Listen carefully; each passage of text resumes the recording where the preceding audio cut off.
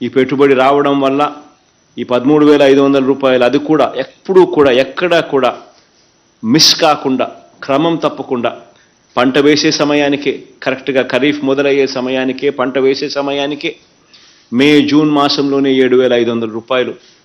కరెక్ట్గా ప్రతి రైతన్న చేతిలోనూ పెట్టడం, మళ్ళీ పంట కోసే సమయంలో అక్టోబర్ నవంబర్ మాసంలో మళ్ళీ పంట కోసే సమయంలో మరో 4,000 రూపాయలు ప్రతి రైతన్న చేతుల్లోనూ పెట్టడం, మళ్ళీ అది పంట కోసే సమయానికైనా ఉపయోగపడుతుంది లేదా రబీ అవసరాలకైనా ఉపయోగపడుతుంది. మళ్ళీ ఆ తర్వాత రబీ పంట చేతికొచ్చే సమయానికల్లా మళ్ళీ జనవరి ఫిబ్రవరి మాసంలో మరో 2,000 రూపాయలు. ఇలా క్రమం తప్పకుండా రైతన్నను చెయ్యి పట్టుకుని నడిపిస్తూ ఆదుకుంటూ పెట్టుబడి సహాయంగా తనకు ఎప్పుడు అవసరమో ఆ అవసరమైనప్పుడు ఏ రోజు కూడా మిస్ కాకుండా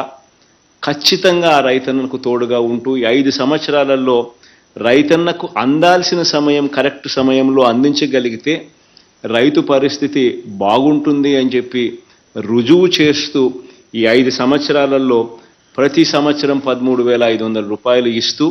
రైతన్నను చేయి పట్టుకొని నడిపిస్తూ ఏకంగా ఈ 57 నెలల కాలంలో అక్షరాల 67,500 రూపాయలు ప్రతి రైతన్నకు తన చేతుల్లో పెట్టినట్టు అయింది. ఈరోజు ఒక మంచి కార్యక్రమం ఇదైతే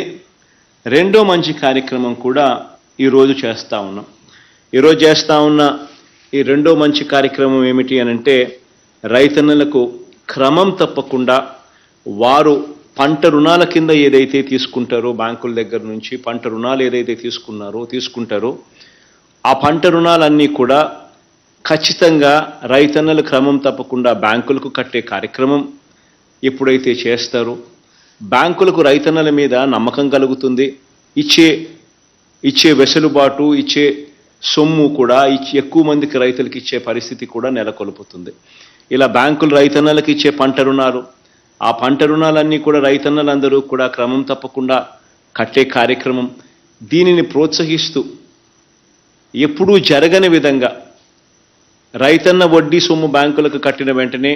మళ్ళీ ఆ రైతన్నకు క్రమం తప్పకుండా ఆ రైతన్నకు మళ్ళీ తిరిగిచ్చే కార్యక్రమం. ఈ తిరిగిచ్చే కార్యక్రమంలో భాగంగానే ఈరోజు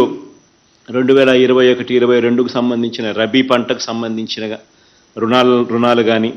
లేదా 2022 ఖరీఫ్ పంటలకు సంబంధించి ఈ రుణాల మీద దాదాపుగా 10,79,000 మంది రైతన్నలకు వాళ్ళు కట్టిన వడ్డీని మళ్ళీ ఆ రైతన్నలకు తిరిగి 0 వడ్డీ రూపేణ మళ్ళీ వాళ్లకు తిరిగి రీయింబర్స్ చేస్తూ తిరిగి ఇస్తూ 216 కోట్ల రూపాయలు